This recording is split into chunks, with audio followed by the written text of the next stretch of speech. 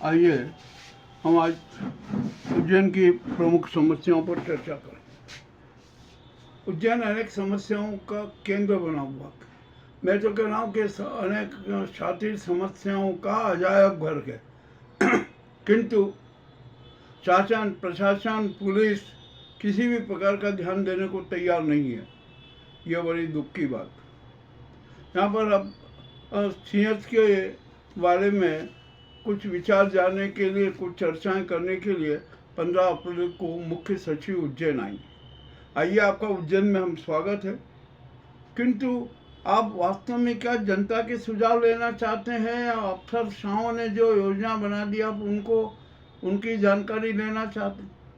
ये बड़ा अहम सवाल है। मैं जब यहाँ पर ये बात कह रहा हूँ, मैंने 6 सीएस देखे और उनकी क्या व्यवस्थाएं होती है, कैसी व्यवस्थाएं, क्या क्या समस्या आती है, हमें पता है।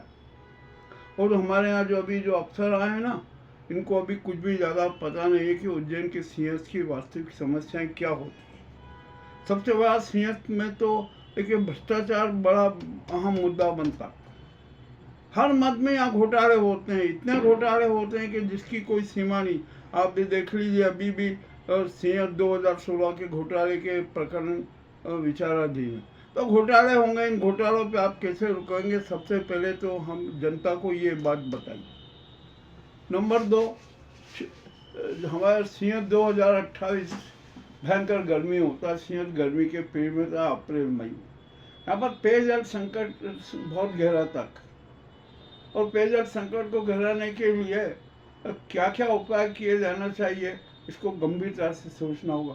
सरकार ने अभी कह दी कि 2-1 बांध बनाएंगे, ये होगा। अरे 2-1 बांध बनाने से कुछ भी नहीं होगा।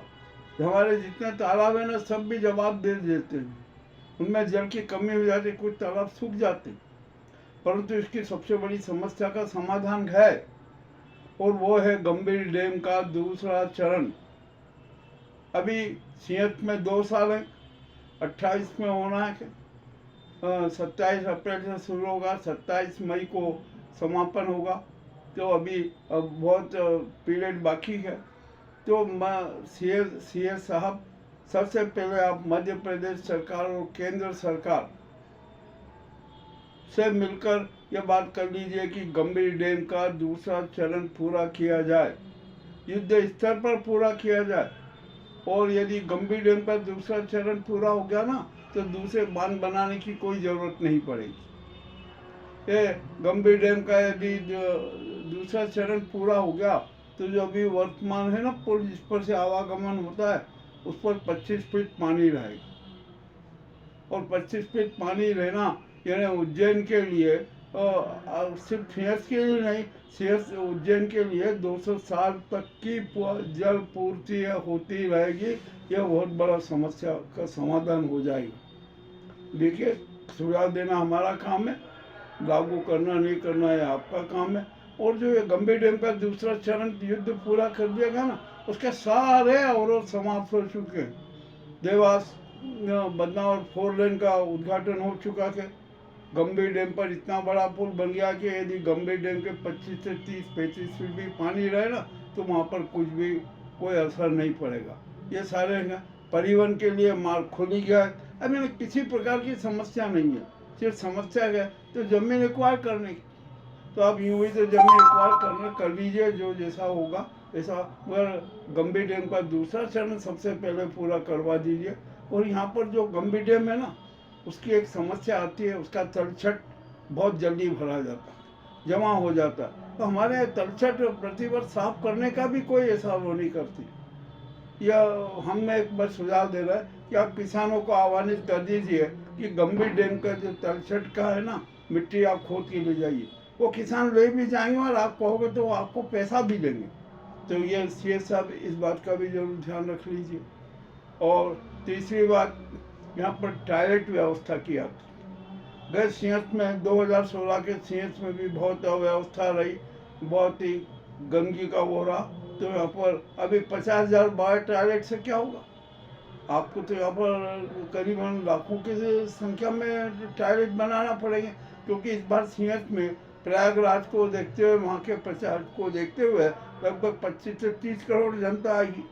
हालांकि वो एक साथ में आइए और शाही स्नान पे विशेष पर्व पे आती है और नियमित चलती ही रहती है।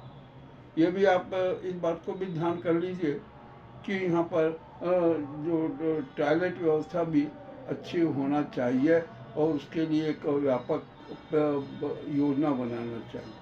अब यहाँ पर आता है, हम यहाँ पर एक बात ये कहना चाहते थे कि जो पड़ाव क्षेत्र बनाए जाते हैं, पड़ाव क्षेत्र खाली वो कर दिए जाते हैं कि पड़ाव क्षेत्र, वहाँ पर कोई व्यवस्था नहीं होती, छाँव नहीं होती, किसी प्रकार का कुछ भी नहीं होता। पड़ाव क्षेत्र और उस पर वहाँ पर वो पार्किंग स्टैंड के रूप में नजर आता है। तो यहाँ पर बेहतर अच्छे से अच्छे किस्म के पड़ाव क्षेत्र बनाना चाहिए, छाँवदार बनाना चाहिए, और कोई भी पड़ाव क्षेत्र 1 और 2 किलोमीटर से कम का ना हो। हर सिंहस्थ के हर क्षेत्र में ऐसा करना पड़ेगा, ये भी बहुत जरूरी है। अब आइए हम सिंहस्थ की दूसरी बात करते हैं कि जो शाही स्नान के दिन जो साधु संतों की यात्राएं आती है ना स्नान के लिए, वो भी एक समस्या। सबसे पहली समस्या तो साधु संतों की पेशवाई शहर के प्रमुख मार्गों से होती है, और शहर के प्रमुख मार्ग इतने सकड़े हैं कि जिसकी कोई सीमा नहीं। तो जो शहर के जो प्रमुख मार्ग है ना, तो कोई सवारी मार्ग है, जैसे मंगलनाथ से इंदौर गेट तक का, इंदौर गेट से तेलीवाड़े तक का, कोयला फाटक से गोपाल मंदिर छत्तीस चौक तक का के, और गाड़ी अड्डे से लेकर बड़े पुल तक का के, और जो बियावानी से लेकर ढाबा रोड होते हुए, जो कि वो भी सवारी मार्ग है, उसको भी चौड़ा करने का। किंतु लगता नहीं कि मार्ग इतने चौड़े करना है कि 2 साल में काम पूरा हो जाए, हो नहीं सकता। इसका मतलब यह है कि जनता को गुमराह किया गया। अब आप देख लीजिए, आप तो सीएस साहब है, आपको ही करना पड़े। और अभी अभी मैंने कल घोषणा पड़ी कि छिपरा पर 3 पुल बनाए जाएंगे, 4 लेन 3 पुल बनेंगे, 42 करोड़ उसका प्रावधान है। अरे भैया, ये कब बनेंगे, कैसे बनेंगे, क्या होगा, कहाँ बनेंगे, इसका सारा विवरण तो दीजिए।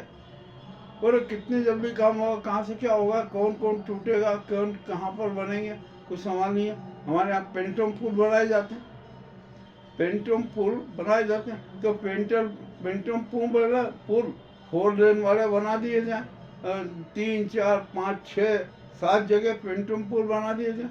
हमारी लागत भी कम लगेगी और सुविधाएं भी अधिक होगी, ये ठीक है। जो आप बोले, अब जो यहाँ पर जमीनों का मामला है, साधु संतों को भूमि आवंटन का बहुत बड़ा मुद्दा वो है कि यहाँ पर आखिरकार भूमि आवंटन का सारा रिकॉर्ड है। 2016 में जितने साधु संतों को, अखाड़ों को भूमि आवंटित की गई थी ना, वो सारा रिकॉर्ड है। उसके आधार पर भूमि आवंटन की कोई समस्या खड़ी नहीं होना। हाँ, जो अब जो नए साधु संत, नए अखाड़े बनेंगे, उनको भूमि आवंटन के लिए जरूर कहीं न कहीं उपयुक्त स्थान देना पड़ेगा। एक तो ये समस्या, और यहाँ पर समस्या एक बहुत बड़ी जटिल आती है कि सिंहस्थ में स्वास्थ्य सेवाएं लचर हो जाती हैं। तो स्वास्थ्य सेवाओं पर तो विशेष ध्यान देना पड़ेगा कि हर सिंहस्थ क्षेत्र में कम से कम 4, 5, 6 उपचार केंद्र होना चाहिए एक एक डिवीजन में, क्योंकि जनता बहुत आती है। चिंतामन क्षेत्र है, अपना मुल्लापुरा क्षेत्र है, मंगलनाथ क्षेत्र है, और चिंतामन गणेश क्षेत्र है, मंगलनाथ में अंकपात क्षेत्र है, वो और अन्य बहुत सारे क्षेत्र हैं जहाँ पर स्वास्थ्य सेवा उचित पड़ाव व्यवस्था की जरूरत है। और अब परिवहन व्यवस्था और पार्किंग व्यवस्था, यह सबसे बड़ा सवाल है। इतना बड़ा सवाल है कि यहाँ पर उलझ सकते हैं, जाम लग जाएगा पूरा, बड़े से बड़े रोडों पर इतने वाहन आएंगे, तो उसके लिए पार्किंग व्यवस्था भी आपको करना पड़ेगी। कहाँ होगा, पड़ाव क्षेत्र भी बड़े करना पड़ेंगे, क्या होगा, ये सब करना पड़ेगा। और यहाँ पर अब जो समाज सेवी संस्थाएं हैं ना, उनको भी सम्मान देना पड़ेगा। आप अच्छी तरीके से सम्मान दीजिए, वो तो बेचारे सेवा भाव करते हैं। परंतु दुख भरी बात एक है कि जो सेवा भावी संस्थाएं है ना, उनके नाम से भी जो फंड आता है ना, उसमें भी घोटाला हो जाता है। ठीक है, होगा, अब वो करेंगे। और अब तो क्या है कि जो सिंहस्थ के नाम पर एक राज्य स्तरीय समिति बनाएगी, एक संभागीय स्तरीय समिति बनाएगी और एक जिला स्तरीय स्थानीय समिति बनाएगी, सीएस समिति बनेगी। हम तो आकर कहते हैं कि भैया इन समिति में कौन को रखे, इन समिति में वही नेता, चोर, डकैत, उठाई गिरे यही नहीं है, अफसरों की सारी वो फौज रहेगी। इसमें आम जनता के, समाज सेवियों के, उनके लोगों का क्या रोल रहेगा, वे कहाँ जाएंगे, किससे बात करेंगे। इसके लिए हमने एक विकल्प दिया कि अब हम थीम न्यूज परिवार की ओर से सीएस समिति के राज्य स्तरीय समिति, संभागीय समिति और स्थानीय समिति बनाए। और हम तो ये जब समिति बनाएंगे ना तो हर कार्यों की समीक्षा भी करेंगे। हम इस समिति में ऐसे ऐसे लोग रखेंगे कि जो निर्माण में घोटाले में उनको पकड़ सके, भूमि आवंटन में घोटाले में उनको पकड़ सके, पेयजल समस्याओं के नाम पर जो घोटाले होते हैं उनको पकड़ सके, और अनेक प्रकार के सारे राज खोलने को और पकड़ने का अब जिम्मा भी इन समितियों के पास में रहेगा। अब यहाँ पर आता है मीडिया सेंटर का। अरे मीडिया सेंटर तो अब तो आपको 3-4 सेक्टर में बनाना पड़ेगा। आपने पहले कि यहाँ पर 2016 में नदी पे बना देखा, वहाँ की क्या हालत हुई थी हमें पता है। और जो मीडिया समिति है ना, मीडिया की जो सरकार की समिति, उसमें कैसे कैसे लोग थे वो भी हमें पता है। अब तो हम चाहेंगे कि हम भी एक मीडिया समिति, समानांतर मीडिया समिति बनाएंगे जो निगरानी रखेगी कि कहाँ कहाँ क्या पक्षपात हो रहा है, किन के साथ उपेक्षा हो रही है, किन के साथ क्या क्या नाटक किया जा रहा है, ये सारी व्यवस्था है। पुलिस की तो इतनी बड़ी जरूरत पड़ेगी कि जिसकी कोई सीमा नहीं। यदि 30 करोड़ जनता आ गई तो 30 करोड़ के लिए कितना भारी पुलिस बल मंगवाना पड़ेगा हफ्ते ज़्यादा। और हम तो हमारे एक सुझाव के, पुलिस बल तो रहेगा ही, आप सेना को भी पहले से ही यहाँ आमंत्रित कर लीजिए कि सीएम की व्यवस्था में सेना को भी सुरक्षा व्यवस्था करना है। हर जगह सुरक्षा व्यवस्था सेना के उसमें भी रहे। बाहर यहाँ पर जो सिटी के बाहर से 16-20 किलोमीटर का रेडियस में पूरी सुरक्षा व्यवस्था करना पड़ेगा। जाम की स्थिति में लगी, पार्किंग व्यवस्था कैसे कहाँ रखेंगे, कहाँ सुधरेंगे, अब ये भी बड़ी अहम समस्या है। अब यहाँ दूसरी समस्या आई है रेलवे की। रेलवे अभी जो 2-3 फ्लैग स्टेशन बनाई, हर साल बनाते, चिंतामण गणपति में बनता है, विक्रम नगर में बनता है। तो हमारा ये कहना पड़ता है कि आप 3-4 फ्लैग स्टेशन बना दीजिए और उनको परमानेंट बना दीजिए। यह नहीं कि टेम्परेरी बना, इतना व्यय होने के बाद करने का, तो उनको परमानेंट व्यवस्था कर दीजिए। और जो फ्लैग स्टेशन बनाएंगे ना, जो भी फ्लैग स्टेशन बने वो डायरेक्ट सीएस में उतर जाए, सीएस सेट में ही वहाँ पर स्थापित दे दीजिए। सीएस सेट में यात्री वहाँ पर आ जाएंगे, उनका आराम से बचत भी होगी, हर तरह से सुविधा भी होगी। अब जैसे विक्रम नगर का फ्लैग स्टेशन, यदि वहाँ के लोग हैं, यदि वहाँ यात्री उतर जाते हैं तो उनको सीएस सेट में आने में बड़ी कठिनाई होगी, निश्चित ही कठिनाई होगी। तो उनको सीएस सेट में आने के लिए एक विशेष प्रबंधन की भी जरूरत पड़ेगी। यह भी आप तो कर दीजिए। अरे समस्याएं बहुत हैं मुख्य सचिव जी, आप यदि गंभीरता से सोचेंगे ना तो क्या क्या करना है ये आपको बड़ा हो जाएगा कि हम कैसे इसको व्यवस्था करें। और अभी जो मध्य प्रदेश सरकार की जो घोषणाएं हो रही है ना, वह पूर्ण रूपेण कैसे होगी, इस पर भी जरा समीक्षा कर लीजिए। इस पर अभी मैंने यहाँ पर एक राजनीति चले घाटों के निर्माण की। अरे घाट इतने दूर दूर तक बने हुए हैं, इतने दूर दूर तक बने हुए हैं कि जिसकी कोई सीमा नहीं, किंतु ना उनका रख रखाव है, ना उनके देखभाल है, वे जीर्ण शीर्ण होते जा रहे हैं। और अभी फिर 600-700 करोड़ के नए घाट बनाने की घोषणा कर दी। और मैं एक सबसे बड़ी आपको बताता हूँ, राम घाट के सामने दत्त अखाड़ा घाट है वहाँ पर नागा साधुओं का शाही स्नान होता है।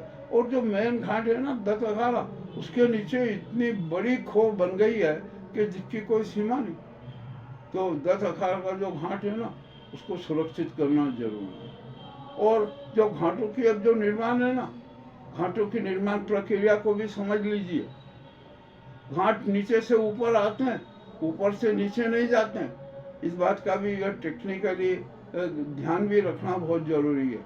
किसी अच्छे टेक्नीशियन को बुला लीजिए, उससे पूछ लीजिए कि जो घाट निर्माण है इनमें क्या डिफेक्ट है और इनको कैसे हम सुधारें। और सबसे बड़ा जल प्रदूषण, सबसे बड़ी अहम समस्या है प्रदूषण की।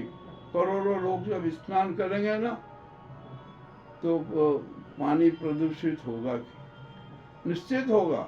हमारे यहाँ पर 2016 की सीएफ में लगभग 6 से 8 करोड़ की ओजोन पानी में डाली गई कि पानी शुद्ध रहे, परंतु ये सारा पैसा व्यर्थ गया, किसी भी प्रकार का नहीं, और जंतु पानी प्रदूषित रहा। अब जो भी, अब यहाँ पर ये तो आप लोगों को करना है, हमको इतने विद्वान तो है नहीं, हायर विषय के विद्वान तो है नहीं कि जो बात करें। ये जो अमन समस्याएं है ना, ये हमने आपको। और एक यहाँ पर सिंह, जब गर्मी का मौसम होता ना तो लोगों की मौतें भी होती हैं, तो अंतिम संस्कार की भी व्यवस्था करना हमें बहुत जरूरी है। इतने अच्छे जो शमशान घाट है, जितने भी 6-7 हमारे यहाँ 7.5 शमशान की बात होती है, तो उन 7.5 शमशानों को भी है ना अच्छी तरीके से सुव्यवस्थित कर दीजिए। यहाँ पर इलेक्ट्रिक जो है ना चिताएँ जो बने हुए हैं हमारे यहाँ, उनको भी व्यवस्थित कर दीजिए। यानी ज़्यादा से ज़्यादा सुव्यवस्थाएँ शवों के अंतिम संस्कार की भी है। अब यहाँ पर बड़े बड़े बात होती है, सीएस में चोर, उठे गिरे, लफंगे, ये सब अपना कमाल दिखाते हैं। अब मगर अब तो जनता बहुत सतर्क हो गई है, फिर भी ये गुंडे है ना कभी मानते नहीं है। तो जनता की सुरक्षा व्यवस्था भी कठोर ढंग से और बड़े सक्रियता के साथ करना पड़ेगी। और सीएस में सबसे बड़ी होती है आगजनी की घटनाएं। आगजनी की घटनाएं भी होती है। 2016-2004 में हमने देखा है कि वहाँ पर आगजनी की घटनाएं हुई है। और जब ये अप्रैल और मई के बीच में सीएस आता है ना, तो चक्रवात की भी संकट आता है। चक्रवाती हवाएं चलती है, वर्षा होती है और अनेक प्रकार की तबाही होती है। 2016 में भी हुई थी, आप रिकॉर्ड उठा के देख लीजिए। तो इन सारी समस्याओं का आपको अध्ययन करना है। हमने हो सकता है कि आपके यहाँ के ब्यूरोक्रेट्स आपसे हमें मिलने का समय न दे, क्योंकि अफसरों को है आपसे चर्चा करना है, उन्हीं से सारी योजनाएं लेना है। इसलिए हमने आज आपके सामने, आप मुख्य सचिव हैं, हमने आपके सामने ये सारी समस्याएं अग्रिम रूप से रखी है। आपको इन्हीं मुद्दों पर चर्चा करना। सबसे पहले जो भी निर्माण कार्य समय पूर्व निर्माण पूर्ण होना चाहिए, जिसकी संभावना बहुत कम है। अब ये तो अब आपके सामने इतनी सारी समस्या रखी है, हम आपको लिखित में भी दे देंगे, कोई दिक्कत नहीं है। आप यदि हमसे न मिलने का समय देंगे, मिलने का समय नहीं देंगे, हमें मिलने का शौक भी नहीं है। हमें सिर्फ जनता की जो भावना है, जनता की समस्याएं, उज्जैन के हित की बात करना है और सिंह 2028 को भव्यता से सफल करना, ये हमारा लक्ष्य है। और हम इसी लक्ष्य के लिए प्रतिबद्ध हैं, समर्पित हैं और समर्पित ही रहेंगे। ये आज की जो ये तो हमने अभी पहला भाग बताया, और दूसरे भाग में आपसे चर्चा होती रही है। आप देखते रहिए हम कि यहाँ पर क्या क्या होता है, कैसे कैसे घोटाले उजागर करेंगे, किसने कहाँ खाया, किसने क्या किया, हम सब आपको सामने रख देंगे। परंतु दिक्कत यह है कि हम जो सब सत्य प्रस्तुत कर देंगे ना, उनकी जांच कैसे होगी, कौन करेगा, बड़ा शातिर खेल होने जा रहा है, हमें पता है। हम अंदर तक की बात का संज्ञान रखते हैं। तो मुख्य सचिव जी, यदि आप उचित समझे, हाँ मैं फिर कह रहा हूँ, यदि आप उचित समझे तो हमें सिर्फ 5 मिनट 7 मिनट का समय दीजिए। हालांकि 7 मिनट में कुछ बात नहीं होती, हम आपको लिखित प्रतिवेदन दे देंगे, आप उन पर फिर चर्चा करते रहिए और हम तो आपको सत्य से अवगत कराते रहेंगे। ये हमने उज्जैन की समस्याओं के बारे में बताया। अब ये तो हमने एक बात, अब दूसरा भी उज्जैन में यहाँ पर अराजकता इतनी यातायात अराजकता इतनी चरम पर है कि जिसकी कोई सीमा नहीं। जगह जगह जाम लगते हैं, वो करते हैं। और मज़ेदार बात तो ये है कि पुलिस और प्रशासन को तनिक भी शर्म नहीं आती। ये भी अच्छी बात नहीं है। और हम तो अभी यहाँ सीएम डॉक्टर मोहन यादव से मैं खुद कहना चाहूँगा, मैं खुद कहूँगा कि यहाँ पर पुलिस और प्रशासनिक अफसरों पर कार्रवाई कीजिए कि ये यातायात अराजकता को समाप्त नहीं कर पा रहे हैं। घोषणाएं कर देते हैं, घोषणा की धज्जियाँ उड़ जाती हैं, आखिर का क्यों होता है। और यहाँ पर जो अनेक प्रकार के जो विवादास्पद स्थिति बनती जा रही है ना, ये भी बड़ी घातक है। हमारे उज्जैन की जनता शांति प्रिय जनता है। यहाँ पर किसी प्रकार का कोई भेदभाव नहीं है, आपस में वैमनस्य नहीं है, ठीक है। अब यहाँ पर जो साधु संत है ना, साधु संत ने भी सोच लिया कि अच्छा इस सरकार को जितना दोहन किया जाए कर लिया जाए। अब आप यहाँ पर सीनियर सिटी बनाने की घोषणा कर दी।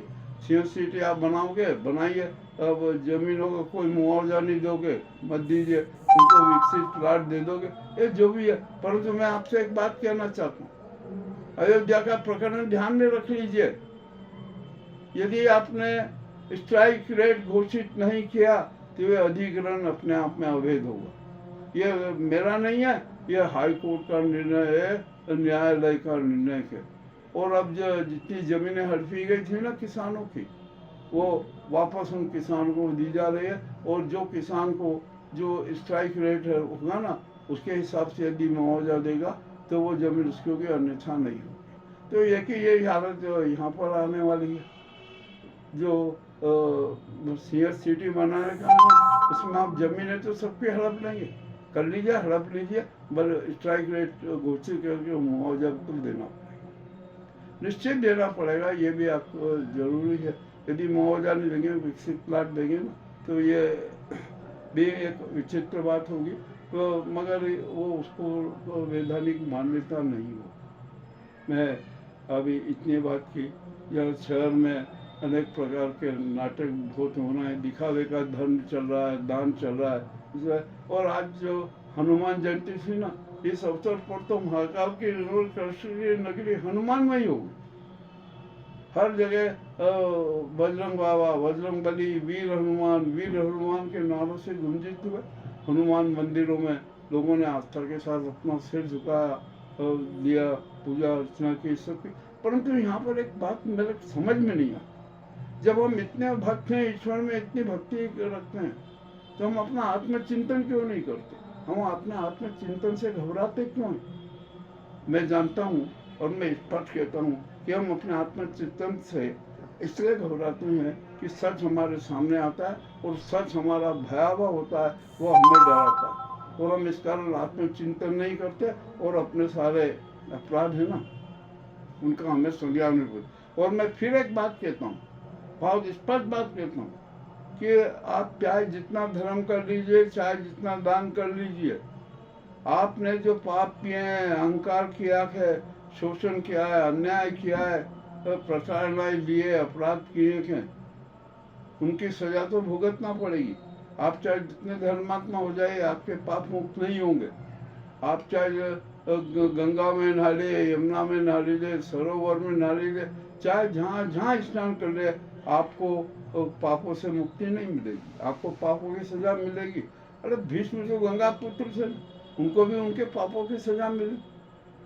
तो जो प्राकृतिक न्याय है ना, दैविक न्याय है ना, वो किसी के साथ पक्षपात नहीं करता। अब ये हम जो बात कहना चाहते थे ना, वो बात बहुत कड़वी है, लोगों को बुरा भी लगेगी, किंतु बात सच है तो सच है। सच कहना तो हमारा धर्म है, यही तो धर्म है कि हम सच की प्रस्तुति करें। अब बहुत लंबा हो जाएगा, मैं आपसे नियमित इस मामले में चर्चाएं करता रहूँगा। बहुत बहुत धन्यवाद।